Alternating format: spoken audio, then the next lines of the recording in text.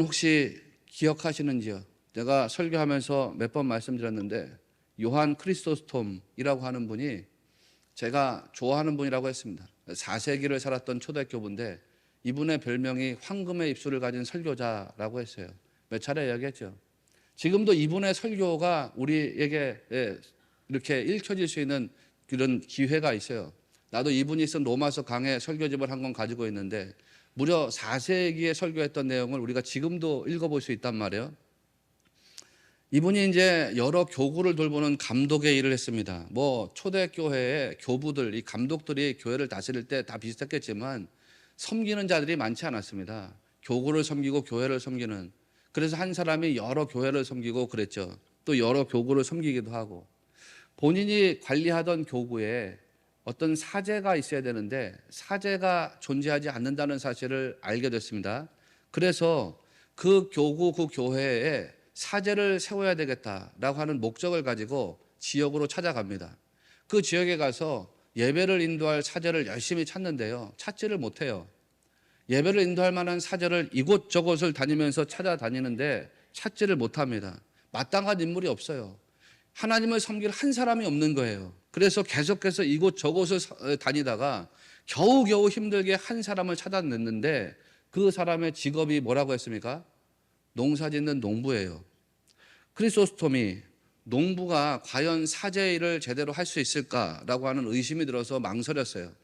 그래서 지역에 계속 다니면서 이런 사람 저런 사람들을 찾아다녔습니다. 그런데 아무리 사람을 찾아다녀도요, 사람을 찾을 수가 없는 거예요. 그래서 어쩔 수 없이 그 농사짓는 농부를 사제로 세웠습니다. 그에게 예배를 맡겼습니다. 그러니까 마음이 놓이지 않아요. 내가 실수한 거 아닐까? 저 사람 농사만 짓던 사람인데 과연 하나님 잘 섬길 수 있을까? 하나님께 예배 드리는 거 잘 인도할 수 있을까? 그렇게 부족한 사람을 세운 나의 잘못이 이거 큰 잘못 아닐까? 자꾸 그런 생각이 들었습니다. 그래서 걱정하는 마음 때문에 어느 날 주일에 그 교구에 예배하는 교회를 찾아갔습니다. 그리고 예배당 뒤에 숨어가지고서 가만히 그 사람이 예배를 어떻게 인도하는지를 살펴본 겁니다. 예배가 진행되는 동안에 예배당 뒤에서 예배 진행되는 모습을 봤습니다. 그러다가 요한 크리소스톰이 스스로가 부끄러워져 가지고 낯이 뜨거워지게 됐습니다. 농부 출신의 사제가 예배를 인도하는데요. 정말 뜨겁게 예배가 진행되는 겁니다. 정말로 뜨겁게 기도하고 그 얼굴에서 막 빛이 나는 것처럼 그가 설교할 때 뜨거운 열정이 막 타오르는 모습이 보여지는 겁니다. 그러니까 거기 앉아있는 회중들도요, 다 그 뜨거움에 그냥 전염돼 가지고서 온 성도들이 하나님께 열정적으로 예배하는 모습을 보게 된 겁니다. 감동으로 물드는 모습을 보게 됐습니다. 요한 크리소스톰이 예배가 끝나고 난 다음에 그 사제를 찾아갔어요. 눈물을 흘리고 무릎을 꿇고 그 사람에게 이야기했습니다. 내가 잘못된 생각을 했습니다. 나 당신을 의심했습니다. 나를 용서해 주십시오. 그리고 나를 위해서 기도해 주십시오. 그러자 농부 출신의 사제가 말합니다. 아니 감독님께서 나를 위해서 기도해 주셔야지. 어떻게 저 같은 자가 감독님을 위해서 기도해 줄 수가 있겠습니까? 요한 크리소스톰이 그래도 계속해서 기도해 달라고 간청을 합니다. 그러면서 하는 말이, 나는 당신처럼 그렇게 마음속에 불같은 열정과 사랑으로 하나님을 높이고 교인들을 섬기고 예배를 인도하는 사제를 지금까지 한 번도 본 적이 없습니다. 그러자 이 농부 출신의 사제가 아주 의아한 표정으로 말하는 겁니다. 아니 감독님, 그러면 이렇게 말고 다르게도 하나님을 섬기는 법이 있단 말입니까? 여러분, 이런 것이 하나님을 감동시키는 마음입니다. 하나님을 감동시키는 마음이라는 것은 우리 안에 있는 살아있는 열정입니다. 주님을 진정성 있게 사랑하는 마음, 주님을 정말 뜨겁게 의지하고 신뢰하는 마음, 그런 거 주님이 우리를 보시고 우리를 기뻐하시는 것인 줄을 여러분 기억하셔야 됩니다. 하나님 감동시키는 마음은 다른 데 있지 않습니다. 나 중심적인 마음이 아니라 하나님 중심의 마음입니다. 성경을 보면 하나님을 크게 감동시킨 인물 나오잖아요. 다윗 아닙니까? 다윗이 자기의 궁전을 다 짓고 난 다음에 생각했습니다.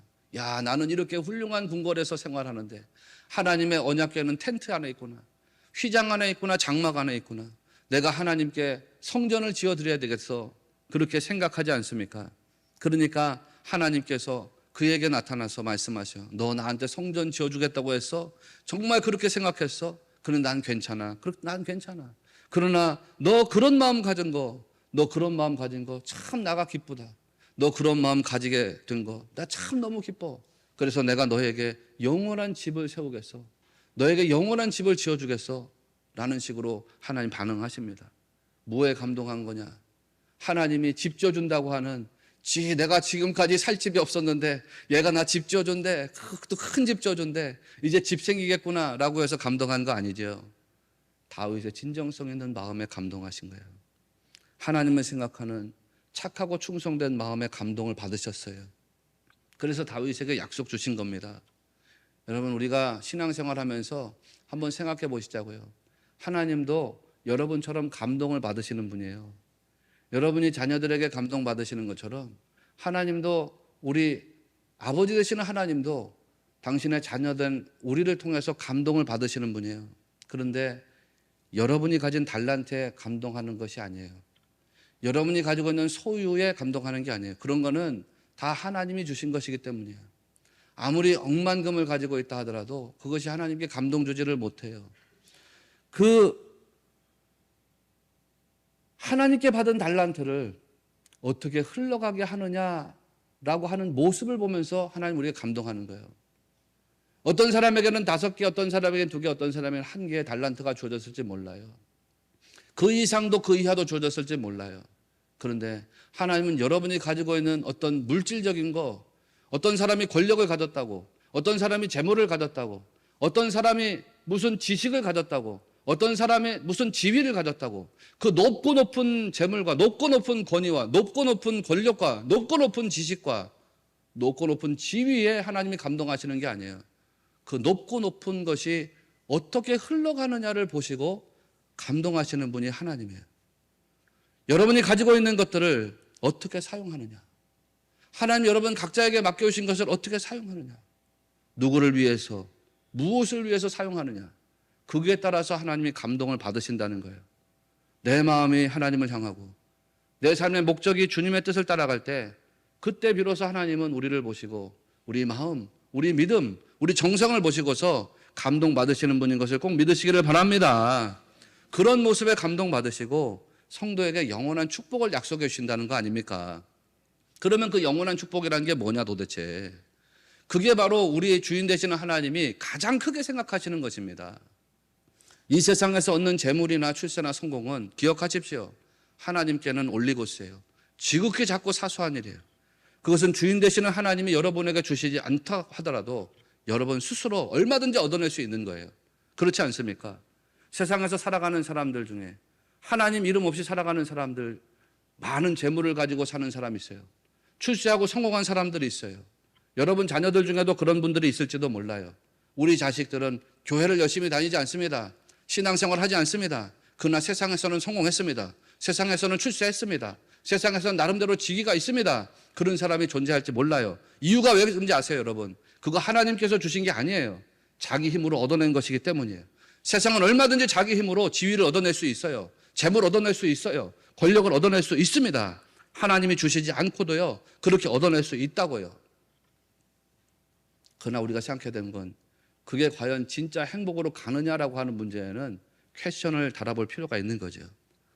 5달란트를 남긴 사람들, 2달란트를 남긴 사람들, 이 사람들을 한번 잘 보십시오. 자기들이 얻은 소득이 5달란트입니다. 오늘날 가치로 무려 한 30억입니다. 엄청난 돈을 남겼습니다. 그런데 이 돈 누가 벌은 거예요? 주인이 준 거예요? 자기 힘으로 벌은 거예요? 자기 힘으로 얻은 거예요. 2달란트 소득, 자기 힘으로 얻어낸 거예요. 물론 주인이 맡겨놓은 달란트가 그 사람의 기반이 되기는 했습니다. 그래도 그 5달란트로 5달란트를 벌어낸 것은 자기가 한 거예요. 2달란트로 2달란트를 벌어낸 것은 자기가 한 거예요. 주인이 준 게 아니에요. 이렇게 여러분의 성공이나 출세나 재물이라고 하는 것은 여러분의 힘으로 얼마든지 얻어낼 수 있어요. 세상에 나가가지고서 세상이 자기를 개발하라 해가지고 열심히 개발해서 얻어낼 수 있다고요. 세상과 교회의 가치는 전혀 다르다고 말하지 않았습니까? 세상에 나가서 여러분이 책을 사면 그 책들의 거의 90%는 자기를 개발하라고 이야기합니다. 그렇잖아요? 여러분들이 누군가에게 조언해 줄 때 자기를 개발하라고 이야기하지 않아요? 자기를 개발해서 성공하라는 게 세상의 논리 아니에요? 그러나 성경의 원리는 뭐라고 했어요? 정반대예요. 성경의 원리는 자기를 개발해서 성공하라고 말하지 않아요. 자기를 부인해서 주님과 연합되라고 말하지. 자기를 개발하는 게 아니에요. 자기를 부인해야 돼요. 자기를 포기하라고 이야기한다고요. 자기와 분리되라고 말하지. 그래서 주인과 연합되라고 말하는 것이, 가르치는 것이 성경 아닙니까? 여러분, 세상에서 뭘 얻든지 간에 내 힘으로 다 얻어낼 수 있어요. 그런데요, 그런 거 하나님 나라에서 전혀 중요한 게 아니에요. 기억하십시오. 오늘 말씀 보니까 그거는 올리고스래요, 올리고스. 세상에서 얻는 명예나 지위나 권세, 이거 다 올리고스래요. 그거 너무 좋아하지 마세요. 자식들 그거 되게 해달라고 너무 기도하지 마세요. 그거 그냥 올리고스래요, 올리고스. 하나님 볼 때는 지극히 작고 사소하고 없어도 되는 그런 것들이래요. 진짜 중요한 건 뭐예요? 진짜 중요한 건 여러분이 영원한 하나님 나라 백성으로 살아가는 것입니다. 저와 여러분이 영원한 하나님 나라 백성으로 살아가는 것입니다. 하나님 나라에서 하나님의 자녀로 살아가는 거고, 하나님 나라에서 하나님의 자녀로 쓰임받는 것입니다. 이게 가장 중요한 것입니다, 여러분. 14절 말씀에서 주인이 자기 소유를 맡긴다고 할 때요, 헬란 말로 파레도켄이라는 단어가 나가거든요. 파레도켄. 파레도켄이라는 건 다른 사람 손에다가 넘겨준다는 뜻이에요. 내 소유를 다른 사람 손에다가 넘겨줘서 그 사람이 관리하게 한다, 이런 뜻이거든요. 그때 파레도켄을 사용해요. 그런데 21절에 와가지고 잘 보세요. 내가 많은 것을 내게 맡긴다라고 할 때는 헬란 말로다가 카타스테소라는 말이 나가요. 파레도켄하고 카타스테소는 달라요. 완전히 달라요. 카타스테소는 본래 무슨 뜻이냐면 무엇 위에 내려놓는다는 뜻이에요. 어떤 거 위에 내려놓는다. 그래서 에피카타스테소 그러면은 어떤 사람을 자리에다 내려놓는다, 이런 뜻이에요. 사람을 어떤 자리에다 내려놓는다는 게 무슨 뜻이에요? 사람을 어떤 자리에 내려놓는다, 다르게 말하면 사람을 어떤 자리에 앉힌다는 뜻이죠. 사람을 어떤 자리에 앉힌다, 즉 사람을 어떤 자리에다 임명한다는 뜻이에요. 요즘 뭐 청문회도 있고 국회 관료들도 뭐 정부의 관료들도 뭐 임명하고 하지 않습니까? 그렇게 누구를 임명한다고 할 때 에피카타스테소예요. 여러분, 얼마나 놀라운 말씀이 나가고 있습니까? 과거의 종들은 주인의 재물을 그냥 맡아가지고 관리하는 사람들입니다. 그런데 이 관리를 잘했더니요, 진정성 있는 마음을 가지고 관리를 잘했더니 주인이 상급을 내리더래요. 그 상급은 그 사람들에게 어떤 소유를 더 많이 주는 것이 아니에요. 그 종들에게 내려지는 상급은 뭐냐면 임명을 받게 된다는 거예요. 임명을 받게 된다는 거. 자리에 앉게 된다는 것입니다. 자리. 재물을 관리하는 자리에서 재물을 다스리는 자의 자리로다가 하나님이 옮겨지게 하신다는 거예요. 이게 여러분 영적으로 확 열려지게 되시기를 주의 이름으로 축원합니다. 어떻게 그렇게 하시는지 아세요, 여러분? 예수 그리스도와 연합되게 해가지고, 우리가 예수 그리스도와 완전 연합되게 해가지고 예수님하고 함께 왕노릇하게 하신다는 거예요. 왕노릇하게 하신다는 거. 내가 이 세상에서 영원토록 왕노릇합니까? 네, 합니다. 하나님 나라의 자녀가 돼가지고, 예수님이 하나님의 자녀인 것처럼 우리도 하나님의 자녀가 돼가지고 주 예수님과 함께 다스리는 권세를 받게 된다는 거거든요. 이게 요한복음 1장에 나오는 영접하는 자가 받게 되는 권세라는 거 아닙니까? 자녀된 권세. 여러분 믿으시기를 바랍니다. 너무 놀랍지요. 디모데후서 2장 11절 12절 말씀을 보면 이런 구절이 나와요. 미쁘다 이 말이요, 우리가 주와 함께 죽었으면 또한 함께 살 것이요, 참으면 또한 함께 왕노릇할 것이요, 우리가 주를 부인하면 주도 우리를 부인하실 것이라. 우리가 주님과 함께 죽은 자가 되면 주님과 함께 부활하는 자가 된답니다. 그런데 더 놀라운 건 뭐냐면 주님과 함께 부활하는 자가 돼가지고 참으면 주님과 함께 왕노릇하는 자가 된답니다. 얼마나 큰 일입니까, 여러분? 이게 요한계시록 20장에도 이런 말씀이 나오죠. 내가 보니 예수를 증언함과 하나님의 말씀 때문에 목배임을 당한 자들의 영혼들과 또 짐승과 그의 우상에게 경배하지 아니하고 그들의 이마와 손에 그의 표를 받지 아니한 자들이 살아서 그리스도와 더불어 1000년 동안 왕노릇하니.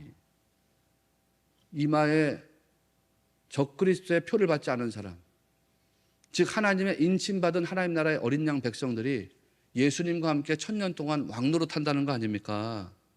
다스리는 자가 된다는 거예요. 그런데 여러분, 그렇게 영원토록 다스리게 하시는 그 권세를 우리가 이 땅을 살아가는 동안에도 살짝 맛보게 하신 것이 또 하나님의 은혜인 것을 믿으시기 바랍니다. 우리가 세상 살아가면서도요, 다스리는 권세를 가지고 살아갈 수 있어요. 이게 얼마나 놀라운 은혜인지 좀 아세요. 어떻게? 완전한 것은 아니지만, 그날이면 완전하겠지만, 이 땅 살아가는 동안에는 그림자를 보는 것처럼 희미하기는 하지만, 하나님께서 우리 이 땅 살아가는 성도들에게 다스리는 권세를 가지고 살게 하셨다는 거예요. 어떻게 그 권세를 누리면서 살게 하시는가요? 예수 그리스도의 이름을 통해서 우리에게 그렇게 할 수 있도록 역사하시는 줄을 믿으시기 바랍니다. 예수님의 이름이 우리에게 보증으로 주어진단 말이에요. 하나님이 주 예수 그리스도의 이름을 우리에게 보증으로 주셨다면, 보증으로. 그래서 그 이름을 가지고 우리가 권세 있는 삶을 살게 하시는 것입니다. 요한복음 16장 24절을 보면, 지금까지는 너희가 내 이름으로 아무것도 구하지 아니하였으나 구하라, 그리하면 받으리니 너희 기쁨이 충만하리라, 이런 말씀이 나갑니다. 이전까지 제자들은 예수님의 이름으로 아무것도 구하지 않았습니다. 왜냐하면 예수님의 이름이 그들에게 주어지지 않았기 때문이에요. 예수님 이름이 보증으로 주어지지 않았습니다. 그런데 이제는 예수님의 이름이 보증으로 주어졌기 때문에 그 이름으로 구하라는 거예요.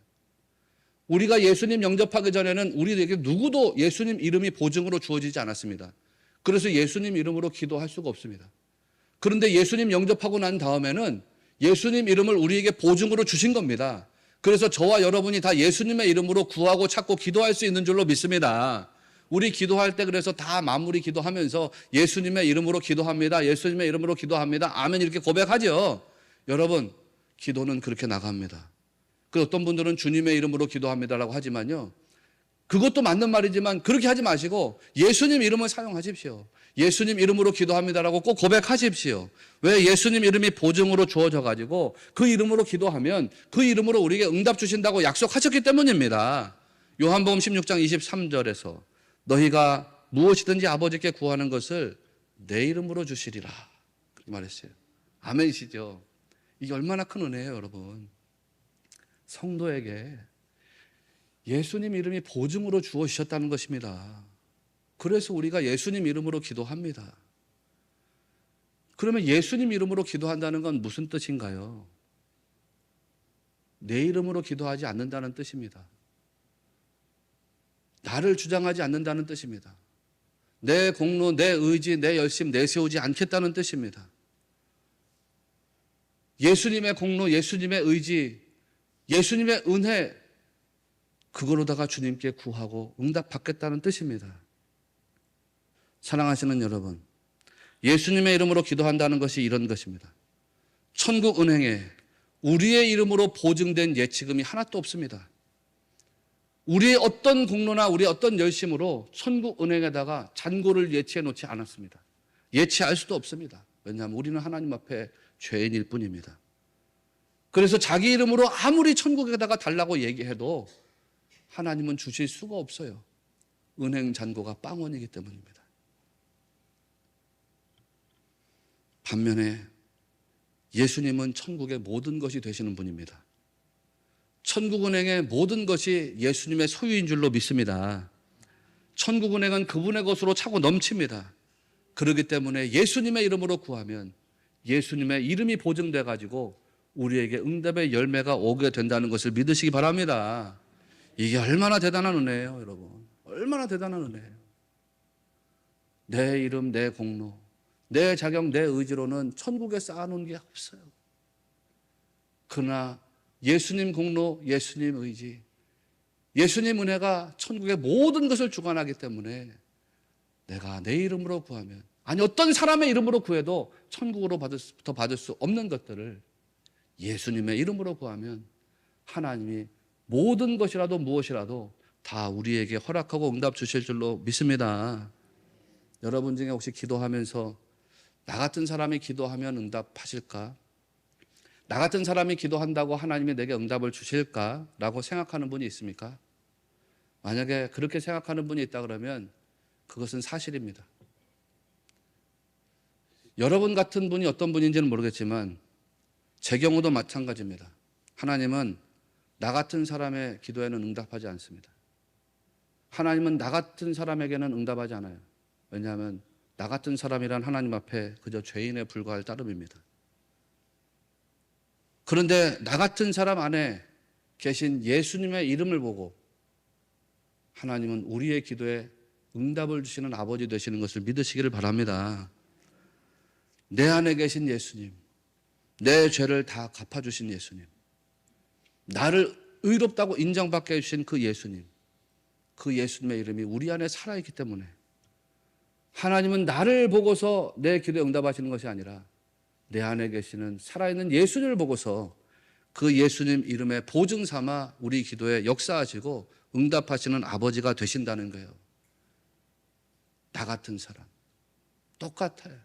여러분과 같은 사람. 하나님은 우리와 같은 사람 기도에 응답하는 게 아니에요. 우리는 그저 하나님 앞에 죄인일 뿐이니까.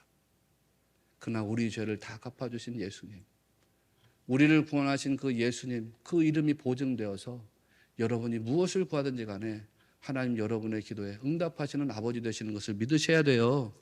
성도는 이 은혜를 기억해야 됩니다. 은혜를 기억하고 주님 맡겨놓으신 것을 자꾸 사용해야 된다고요. 5달란트와 2달란트 받은 사람들이 돈을 계속 굴렸잖아요. 돈을 벌었다는 건 돈을 계속 사용했다는 뜻 아닙니까? 돈을 계속 사용했다는 것은 주인을 의식했다는 뜻입니다. 주인이 오실 날이 있을 거야. 주인이 오시면 결산할 날이 있지. 그때 주인께 결산을 갚아드려야지. 이 사람들은 주인이 오실 날들을 생각했습니다. 주인의 목적을 생각했습니다. 주인이 맡기신 것을 생각했습니다. 주인을 생각했습니다. 반면에 땅에다가 달란트를 묻어놓은 사람은 무한 거예요. 돈을 묻으면서 주인도 같이 묻어버린 거예요. 주인에 대한 생각도 묻어버리고 주인의 목적도 묻어버리고 주인이 맡겨놓은 것도 함께 묻어놨어요. 사랑하시는 여러분, 하나님은 여러분에게 맡겨놓으신 것이 참 많습니다. 아마 여러분에게 맡겨놓은 것 중에 가장 좋은 것은 하나님 말씀일 거고요. 그보다 더 좋은 것은 예수 그리스도의 이름일 것입니다. 어떤 분에게는 직분도 맡기셨고 어떤 분에게는 사명도 맡기셨을 겁니다. 그런 거를 생각하면서 주님을 생각하고 주님 목적 생각하고 주님 맡겨놓으신 것 생각하면서 살아가는 사람이 복된 성도인 줄을 믿으시기 바랍니다. 그래서요, 주님 맡겨놓으신 거 주님 목적을 위해서 사용하고요, 주님 목적을 위해서 사용하는 자들이 칭찬받는 자 된다는 거 꼭 믿고 승리하는 세대가 되셔야 됩니다. 주님이 맡겨놓은 거요, 얼마나 좋은 거예요. 이게 얼마나 좋은 거. 하나님 말씀, 이게 얼마나 좋은 거예요. 예수님의 이름이 얼마나 좋은 거예요. 그거 묻어놓고 사는 자가 되지 마시라고요. 그거 묻어놓고 사는 자 되지 말고 그 꺼내서 사용하는 성도 되시기를 축원합니다. 말씀 있잖아요. 묻어놓고 살지 마세요. 말씀 자꾸 끄집어내세요. 말씀 끄집어내서 자꾸 말씀 사용하세요. 그러면 이 말씀의 권능이 여러분 삶이 되고 말씀의 능력이 여러분 삶이 되고 말씀의 은혜와 사랑이 여러분의 삶이 되는 겁니다. 주님 이름요, 묻어두지 마세요. 주님 이름도 자꾸 끄집어내세요. 예수님 이름 끄집어내세요. 예수님 이름 자꾸 사용하시라고요. 예수님 이름으로 기도하고, 그래서 예수님 이름으로 응답받는 성도가 꼭 되십시오. 맡겨놓으신 거 자꾸 사용하시라고요. 자꾸. 그래서 주님 앞에 섰을 때에 너 참 잘했어, 넌 착하고 충성된 종이야 라고 칭찬받는 우리 성도들 다 되시기를 주님의 이름으로 축원합니다.